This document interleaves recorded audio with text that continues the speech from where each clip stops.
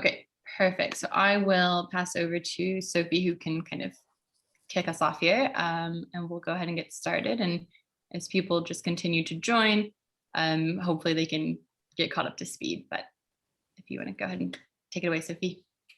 Thanks, Rachel. So yeah, thanks for joining us today. This is obviously a joint webinar between ESM and Simply Learning Tuition, the British Students' Ultimate Guide to US University. Rachel will be giving you an overview on that. Just to introduce myself, I'm Sophie from Simply Learning Tuition. We were established in 2009 and we specialise in UK university placements and also introduce tutors for popular UK qualifications such as GCSEs and A-levels. We work quite closely with ESM for any of our students who also want to apply to the US. So I'll hand over to Rachel now to talk you through how that works. Thank you, Sophie. So yes, I'm Rachel Edgell. I am one of the college counselors at ESM Prep, college in the American sense. So I'm American, I live in London now, which is where we have an office. We've been here since, I think it's 2015. But our company itself, ESM Prep, is a bit older than that, and it's based in the US. So we do have that sort of unique ability to understand the American system and help sort of translate it for British or international students, and also be based here in London, which I think helps both for UK students and students in other time zones as well. We help with basically everything related to the university application process for the US. So that can start as early as year 10, even in terms of exploring the US process, what makes it different, what is required. I will talk about a lot of that today in a pretty, I think, shallow level of detail as an introduction of sorts. But we also work with students on the admissions test if they need some tuition for those. We help students choose which universities to apply to in the US. We help students actually do the applications themselves, as well as write the often many essays that are required as part of the process. I think I will approach this presentation as an introduction to the US process. I'll try to keep it fairly general, but I have experience working with UK students in particular. So a lot of times I'll make comparisons to the UK system because I think that's typically what people are more familiar with here. But as I go, you will probably have questions and I'm happy to answer them. So there is a Q&A feature on Zoom, which I'm sure everyone has kind of figured out by now in the last couple of years of being on Zoom, but do please feel free to put questions in that Q&A feature at any time, and I'll try to monitor them as I'm talking, but I can sort of reserve some time at the end to answer questions as well. And if you have really specific questions, if you want to talk about your family's specific situation, then I'm happy to have a quick call separate as well. But we'll go ahead and get started. Oops. So I think, by means of an introduction to the US system, because again, I think it's very different to the UK system and to a lot of European or Asian systems. And I think people oftentimes don't quite appreciate just how different it is. We'll talk about sort of the basics, the biggest differences here. So in terms of the degrees themselves, US degrees tend to be 4 years versus 3 like they are here in England. And many universities have a liberal arts approach. So rather than studying your one subject for those 4 years, you will typically spend the first 2 years taking a variety of subjects and then specialize in the final 2 years of your degree. The US university system tends to be a lot more pastoral and has a lot of sort of residential opportunities for students, unlike, again, here in the UK, where you might live off campus quite early on. The US, a lot of university students will live on campus for most or all 4 years. So it's a very tight sort of community, which leads to these alumni connections as well. So a lot of American universities have really strong alumni networks, which is super helpful for finding internships and finding jobs. And I think just studying in the US also can help with international career opportunities. So I would say those are sort of the main differences between US and UK, as well as why a lot of our students do want to go to the US for their university experience. And then what we'll talk about most of today is this holistic review process, which is, again, another big difference. But basically, it's this idea that rather than having entry requirements or specific sort of subjects that students had to have taken, or specific test scores that students must have, the US review students in context and holistically. So they'll look at all parts of your application and try to get a sense of who you are as a student, who you are as a person, rather than having some sort of specific bar that they expect you to meet. The reason I think that we do have a lot of students that need help is that we've seen these trends over the last few years, but I think these have been sort of amplified in the last couple of years, especially. So the US system as a whole is seeing more applicants than ever. A lot of students are applying to more universities than they would have done individually in the past, which means that universities are using waitlists more often because they simply don't have space for the number of students that have applied. I will give some examples of just how big of a difference the application numbers can be to the actual amount of students that attend a university. We have seen sort of some changes in the standardized testing environment as well. During the pandemic, a lot of universities went test optional, meaning students could apply without having the standardized tests. There is also a concept called test blind, and we'll talk about that as well, where universities don't even look at the tests. But it does kind of look like the pendulum is slowly swinging back to testing. And I think we'll talk about, whether students should take the test and how they should take the test and so on.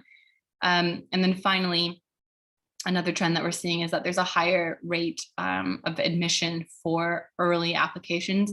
And again, we'll talk about, well, what are these early application deadlines and how do we decide and what do the numbers mean and so on. But that's the kind of overall trends that we've been seeing that leads to a much more competitive environment for students, and why it's really, really important to understand the field and have a strategy and apply to right fit universities, and really make sure that you are well versed in everything with regards to US admissions. So to this idea that more students are applying to more universities, these are just a sampling of some of the, I would say, more popular universities, especially among international students. And you can just see the sheer number of applications that they receive. So these are the most recent numbers that we have. So you can see UCLA received almost 150,000 applications that they then have to sort through and decide who they're going to accept and who they're going to waitlist and who they're going to decline. NYU received over 100,000. And even some of these really small universities, like Brown, that only has place for a couple thousand students, they were receiving 50,000. Or Middlebury, which doesn't look like a whole lot, 13,000, but Middlebury only has a few hundred students in each year. So they receive far more applications than they can actually accept. And that's, again, what makes this such a competitive process. So again, a small sampling of some of the acceptance rates of really popular universities. You can see that they're all below 10%. And this doesn't take into account things like recruited athletes or legacies, which are the children of alumni of the university. And it also doesn't segment international students versus domestic students. And so in reality, international students might be less than 1% of this acceptance number. So it's a very, very tough numbers game for students. This is, I think, a big misconception that we see a lot in international student admissions as well. A lot of students will look at these figures for what we would call state universities, state schools. So University of Virginia, Georgia Tech, University of North Carolina, and they say, oh, that's a safety school. I can easily get in there because the acceptance rate is 28%, 35%, 42%, whatever it may be. But, that doesn't, again, segment the in-state students, which typically have a much higher admissions rate, because a lot of universities will reserve 80–90% of their class for in-state students, so residents of Virginia, residents of Georgia, residents of North Carolina. And reality, the out-of-state, so that would include all of the other American states as well as international students. The out-of-state admissions rate is typically much smaller. So again, we have to be kind of careful with the figures that we just sort of see online and what they mean. And then this was what I mentioned earlier, this idea of early application. So again, why does that matter? The reason it matters is that early application deadlines tend to have much higher acceptance rates. So again, you can see the difference with Brown, 4% in the regular round in January versus 15% acceptance in the early round in November. And you can see that trend through, again, just a small sample of universities. And so, again, I think why this is especially important in terms of the competitive idea. Here it is the fill percentage. So not only is there a higher acceptance rate for students who are applying early, because again, that could include things like recruited athletes or legacy students. So we have to be a little bit careful of that data. But more importantly, what happens with many of these universities is after that first round of applications in November, they have now filled anywhere from 25 to 30 to 50% of their class. So if a student waits until January to apply, not only are they sort of competing against far more applications, but they're also competing for far fewer places. So again, it gets really, really competitive in that sort of regular admissions round. So that's just a very quick overview of it. It's very competitive. It can be quite stressful. And that's why we're here to sort of, help families strategize. What should we do? Where should we apply? When should we apply? Where should we apply early versus regular? And, the timeline and all of that. But now I'll talk about the actual application components, because again, I think this is another big difference with the UK is that we put different weight on different parts of the application. So things that might be very important in the UK are less important in the US process, or vice versa.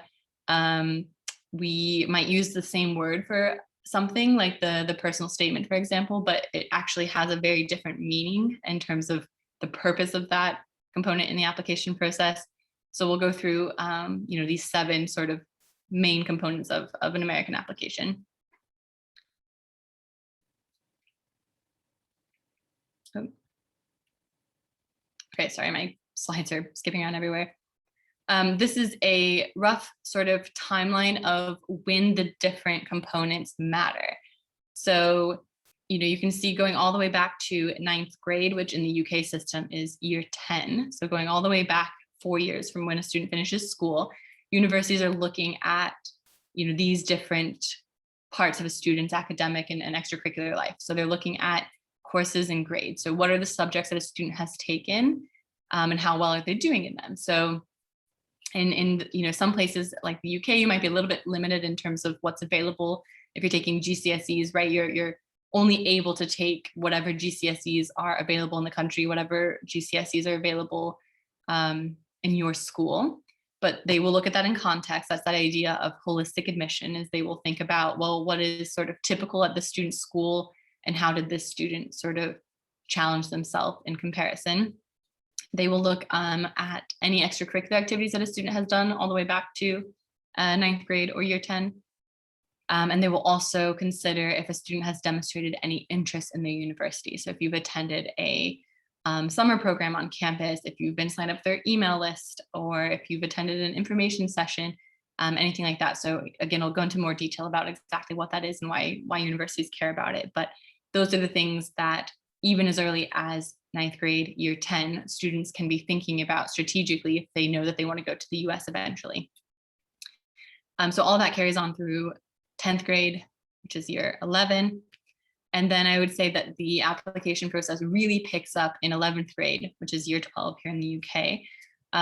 It is better to start earlier because then you can kind of, plan going forward versus sort of trying to retroactively make sense of things. But even if a student were to start in year 12, that's doable, certainly. And what universities would look at would be, still looking at courses and grades, which get increasingly important as a student gets older. Still looking at extracurricular activities, which also get increasingly important. They want to see, students getting involved in meaningful ways and really having an impact on their community. They would still look at demonstrated interest, and this is typically when students would begin taking standardized tests, although you could take them earlier. So every student is different, and we would advise students based on their sort of academic abilities. But I would say the sort of typical time to take standardized tests is 11th grade, year 11.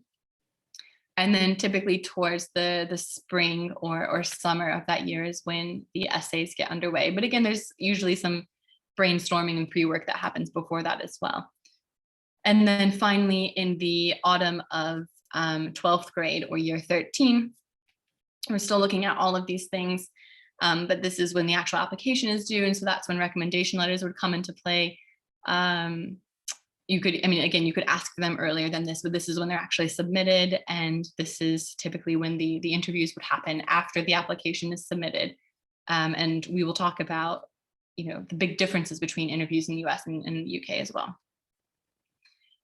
So one way to sort of combat this super competitive process is to be really, really careful about the universities that you choose. Unlike the UK, there's not really a limit on the number of universities that you can apply to, but you do have to sort of think about what's reasonable for you, because the more universities on a list, the more essays and so on that you might have to submit. So it can be more work with each additional university. I would say a sort of average number of universities would maybe be about 10. But even that, it really depends. So some students that are applying to the UK and they're just as happy to go to the UK, but they want to have, 5 universities in the US and just see what happens. And they know that they're very competitive universities and they very well could get, rejected from all of them. Sure, you could do that. Whereas if a student is really keen to go to the US, they don't want to go to the UK, they don't want to go anywhere else, then I would definitely say you want to have more like 10 or maybe even 15 universities to just really cover your bases and make sure that you've got a decent chance of getting some acceptances, and then you can sort of compare those offers. So in terms of deciding which universities to apply to, we sort of break it into tiers, which I think is a thing that happens in the UK as well. So you kind of think about, reach universities are these universities that are challenging for basically anyone to get accepted.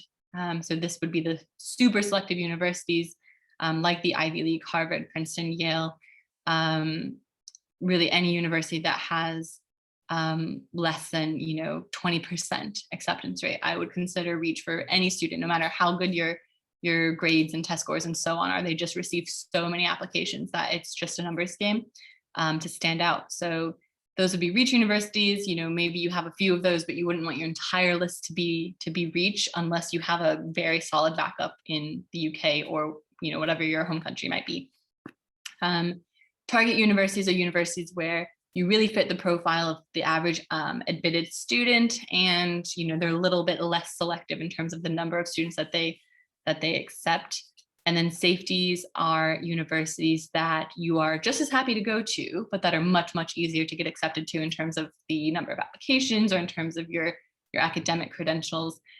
Although I would warn some students that even a university that might look like a safety on paper, again, we have to be careful with sort of the acceptance rates and what those actually mean. But I think we also have to think about if you have, like a perfect IB score or you're predicted all A stars and you're applying to a university where the sort of typical student has a score or predicted grades much lower than that, the university might catch on to that and realize that you're just trying to get sort of an easy acceptance and that you don't really want to go, and they might decline you anyway because they don't actually think that you want to attend. So you do have to be careful about what you consider a safety, and it should really be a university that you do truly want to attend, but that just happens to be a bit easier to be accepted to than some of these others. So we talk about fit as well. There are universities that could have sort of similar program offerings. They could have similar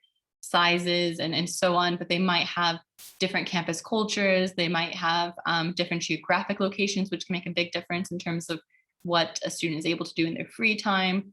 They might have totally different approaches to the curriculum. They might require classes, or they might require no classes, something in between. So all this is really important for a student to think about, not just for your own sort of happiness at university and your own sort of academic success, but also, again, to kind of combat that extreme competitiveness of the application process. Because if you're applying to universities where you're a really good fit, then you can be a little bit more assured that the university will recognize that and would be more willing to accept you than if you're just applying to a university that has like a really good brand name, but that in actuality, you don't have the same values, you don't have the same sort of interests that the university is looking for, and you're going to end up rejected anyway. So fit is really important. And again, that's something that we help students determine what they want out of university and get a sense of what the university is looking for and trying to find a good match there. Students in the US, to stand out, they often have a hook. You can call it a theme, you can call it, anything like that. But basically it's just a tagline of, how can we sum up your experiences thus far? I think in the past, like when I applied to university, we really wanted to see students who could do everything. They were in sports and they were academically talented and they had good test scores and they could play a musical instrument and they could speak different languages and they did charity work and all these things. And that's not really the case anymore.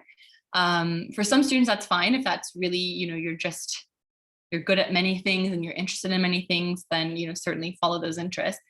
But I think nowadays universities are also looking for maybe what we would call pointy students that have sort of specific interests and specific talents, and they follow those rather than, for example, I'm not really sporty. So if I were to apply to university again today, I would not have any sports on my resume, and that's okay because I'm not sporty and I'm not going to really contribute anything to a sports environment. And so for me, I would be better suited to sort of service work and maybe to languages and things like that. So that's where I would focus. And that's what universities are looking for now, because they really want a diverse class rather than individual people that are completely well-rounded. They want to sort of round out their class with lots of different interesting perspectives. So that's a big change. So if you have parents, for example, who went to American University and have well-intentioned advice, it could be wrong in this particular case because things have shifted massively over the years.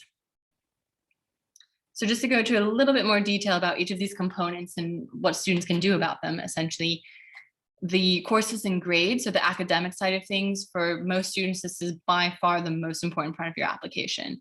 It doesn't really matter what you do in other areas. If your subjects are weak, if your grades are low, it's going to be difficult, especially for these really selective universities. This is the most important thing that you can do, is just focus on your academics and show universities that you look for academic challenge and that you can, handle a high level of academics and so on. So there's not really like a recipe that you have to follow here, but try to do a bit of variety if possible. Again, I know it's difficult if your school only allows you to take 3 or 4 A levels, for example, and you want to take, physics, chemistry, math, further math, like that's fine. There's not a lot you can do in that situation. And again, the holistic review process will understand that you did what you could within your constraints.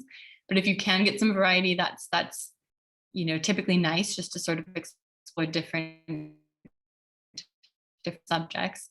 You want to take the most advanced classes that you can, but also sort of find a balance between doing well and challenging yourself. So you don't want to take a bunch of advanced classes and be nearly failing all of them, because that doesn't really help your case either. But you also don't want to take a bunch of sort of easier classes and just to get sort of high marks, because that doesn't show a lot about your ability to challenge yourself either. A lot of universities would like a foreign language for international students. Sometimes that can just be a language that you've been speaking since you were small, and that's completely fine. Others, it's an actual class that you're taking in school or even outside of school if your school doesn't offer the language you want, or if you don't have room in your schedule, that's fine. You have to be a little bit creative with, how you stretch yourself academically. But that's the overall sort of advice, is just challenge yourself, take rigorous courses and do as well as you can. So that's top advice, which I think will hopefully benefit you wherever you're applying, whether it's the US or UK. But the essays are another big component. And I think this is one of the biggest differences between US and UK. So this is, if you listen to anything, this is the most important thing that I think you should listen to. The personal statement. We use the same word here in the US and UK systems, but it means totally different things. In the US, the personal statement, it tends to be more of a reflective piece. It can be creative, it can be a narrative, but it's usually not sort of like a covering letter like it is for UCAS, where you're explaining, this is what I want to study and this is what I've done so far, and so on. It's usually not that at all. So it's trying to answer this question of who are you as a person. So it can have an element of academics to it, but that shouldn't be sort of the focus. Students can tell stories about things that they've done or what their family is like, and so on. And really, there's any topic is theoretically on the table, as long as it sort of reveals important information about your values and your perspective and so on. Just to give some sort of examples, this year I had some interesting personal statements. One wrote about the origin of his name, which is fairly unique. And so he wrote about the origin of his name and how that has kind of impacted him growing up with that name, and where his parents sort of got the name and what that means about his family and their shared culture. And it was a really simple topic, but it was really well written and it was moving, and it got him into his top choice university. In addition to the personal statement, there are also what we call supplemental essays. And these are the essays that I was mentioning earlier when I said that as you sort of add universities to your list, you can increase the work. This is the work. A lot of universities will ask for this supplemental essay, and it could be things like, why are you applying to our university? Or it could ask you to elaborate on an extracurricular activity that you've done, or talk about a community that you belong to and then what it means to you, or anything like that. Some universities will have just one supplemental essay that could be quite short, maybe just a few hundred words. Others can have a quite long one of 600 words, and others could have multiple supplemental essays. So this is why it's really important to kind of formulate your college list, look at what's required, and really think about how much time is it going to take to do this? What kind of research do I need to do before I can start writing these? And really create a sort of timeline for yourself.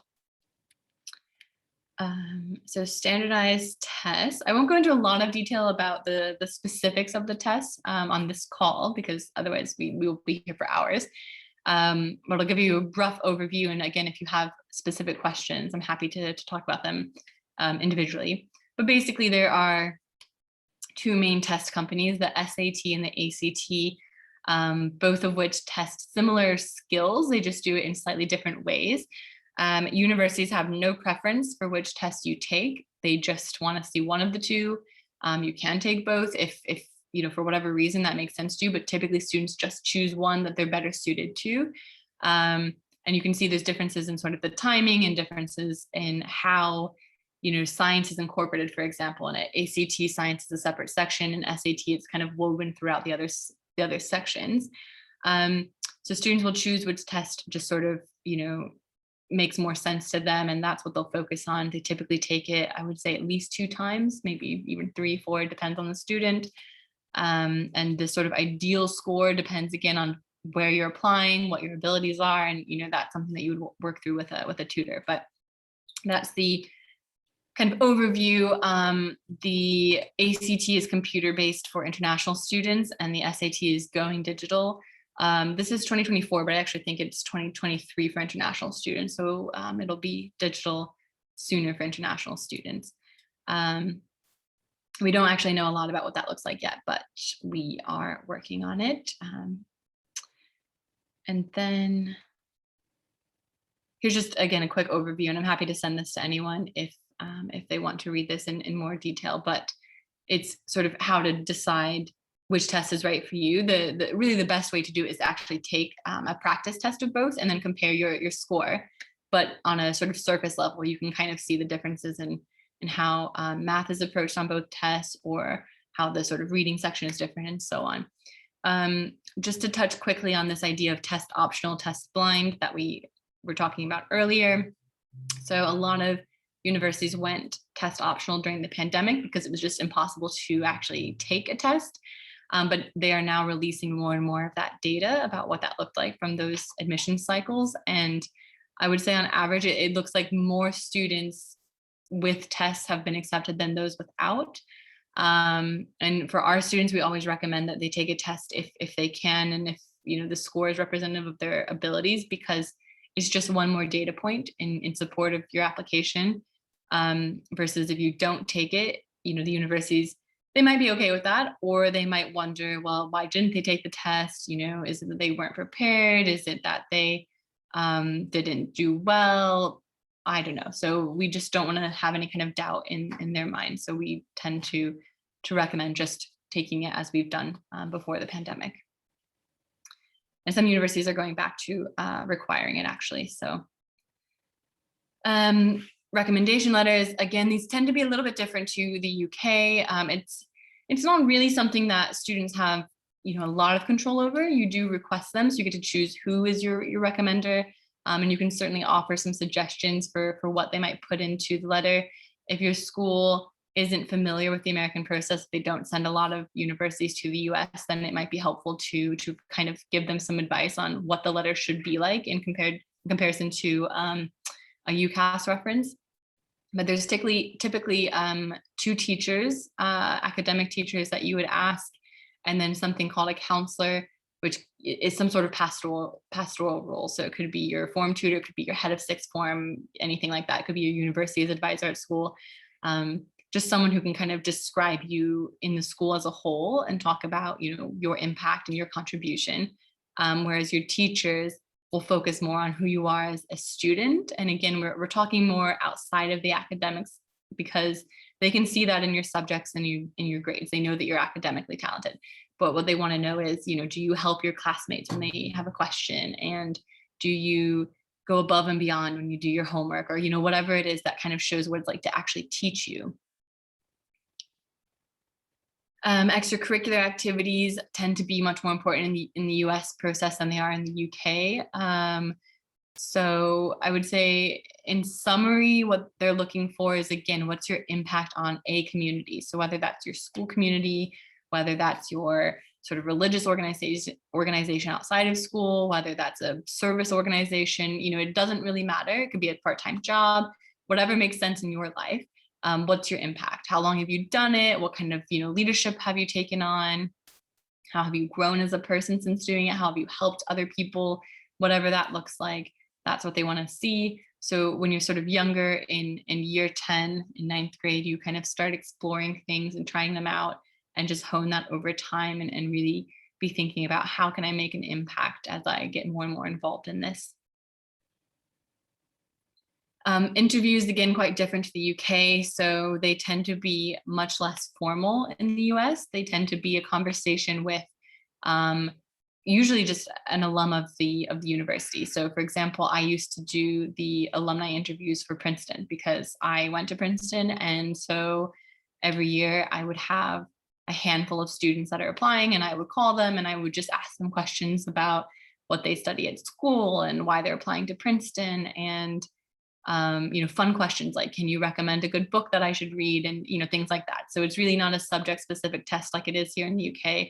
And it's meant to be a conversation where they could ask me questions about my experience at Princeton, and, really get that final chance to see if this is a good fit for them or not. And I kind of think about, the universities just trying to sort of make sure that students are who they say they are, and that their application kind of makes sense with, what the conversation is. Typically, interviewers don't even see a lot of information about you. They'll know what school you went to and sort of your hometown or something like that, but they don't really know, they don't see your application itself at most universities. So you would have to reveal a lot of that information in terms of what you're studying and what activities you do and so on. But it really is just a kind of casual conversation. And then demonstrated interest. This is, I think, maybe unique to the US, but a lot of universities will want to know that a student has done something. So again, whether that's signing up for an email list, coming to visit campus, doing a virtual information session, following social media accounts, meeting admissions officers if they come to your school, whatever it is, showing some kind of interest in the university before you actually apply. So they can kind of see how serious you are. They can see that you've been doing your research. You can start to form a relationship with the admissions officer who will eventually read your application. They tend to do that by geographic basis. So there'll be someone assigned to the UK or assigned to Western Europe, or, you know, whatever kind of, however they divide up the world. But that person can, you know, recognize your name, and that can sometimes help, you know, stand out from the just pile of applications. Yeah, so there's a lot of ways to do this. Not every university does track this, but many do. And I think it's probably good to just assume that they do, because a lot of the research that you do in demonstrating your interest, a lot of the information that you find out, the details that you learn about universities can be really helpful when you're actually writing your supplemental essays. And, you know, when they ask, why do you want to attend this university? You have a really good, really personal answer to that question that can also help your application stand out. So just a quick note on the deadlines. This looks overwhelming. You know, I wouldn't look too closely at it at the moment. But again, if you have questions, I'm more than happy to go into detail here. But basically, so there's a regular deadline. Some universities only have this, but all of them will at least offer this. And it's typically January, but again, it can vary by the university. But that's the sort of main deadline. And then students get their decisions by April at the latest, usually. There can also be early deadlines. So those are typically 1st of November. And there's different kinds of sort of early applications. So there's some like early action where it's just an early deadline. Nothing is different, it's just early.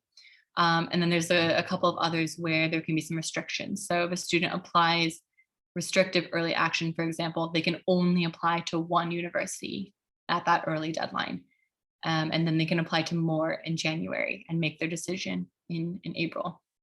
But if they apply early decision, not only is it restrictive in the sense that they can only apply to one university, but it's also a binding decision.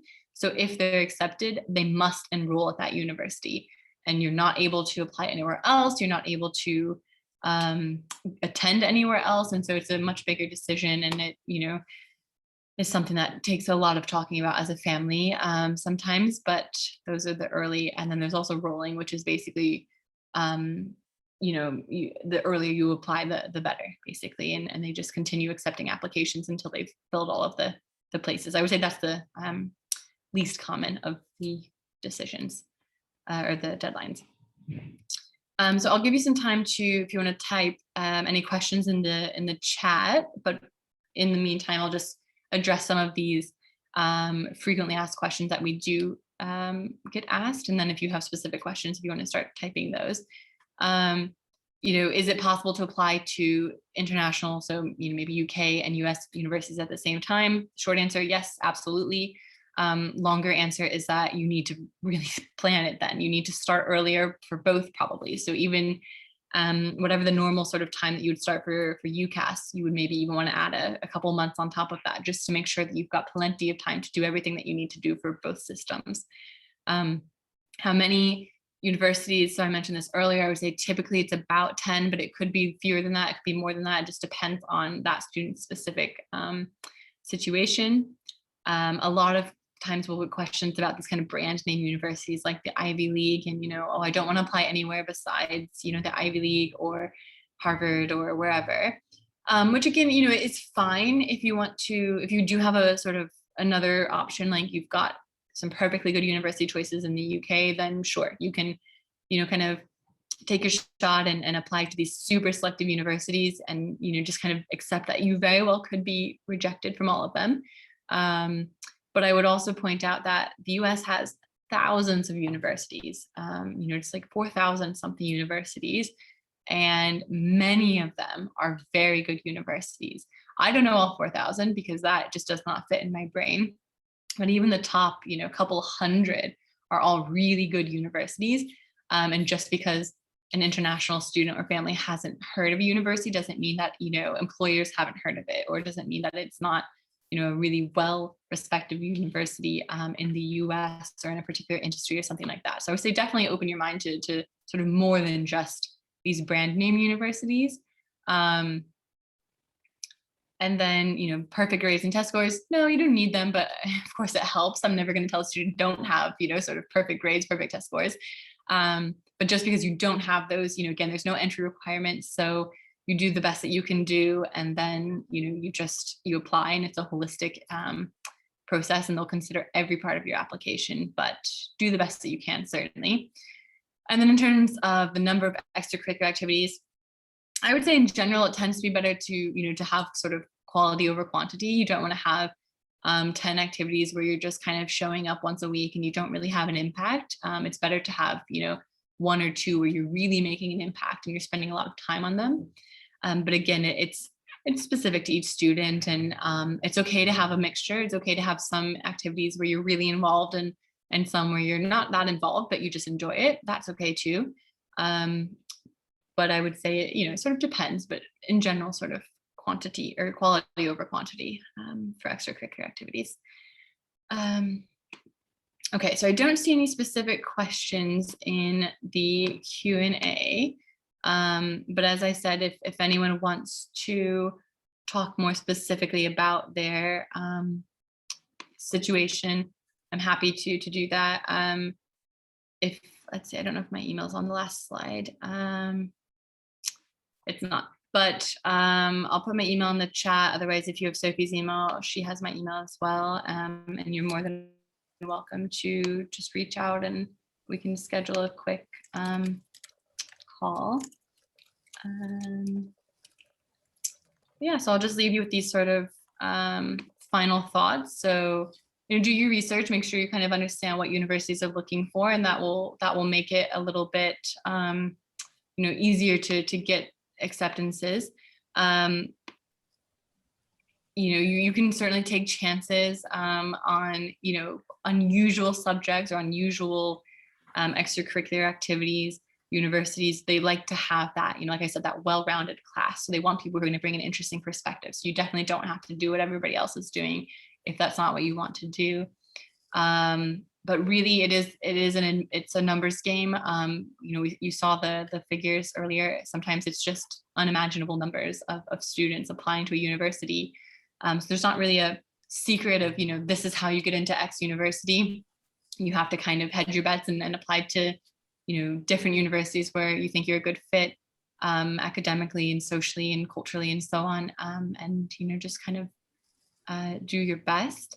But it should be a fun process. I know it can be stressful. It's a lot of work, and it's the biggest decision that students probably have made to this point in their life. But it's really nice to sort of reflect on who you are and what you've learned and how you've grown, and really get excited about university and everything that comes after it. So it should be enjoyable. And if it's not, then please reach out and let me kind of help take some of that stress off of you. Okay, good. Sophie, do you have any final thoughts or anything that you want to share? Thanks, Rachel. No, I don't think so. That was very informative. Thank you. I know that it only scratched the surface because US admissions are particularly complex and in depth, and I think that's probably the point to push home as much as we can. And they are very different to the UK. So yeah, I hope if anyone has any particular questions, they'll reach out. Okay, perfect. Well, I hope everyone has a good rest of your day, evening, wherever you might be joining us from. And we will hopefully talk soon. So thank you so much, Sophie. Yeah, have a good day. Thanks, Rachel.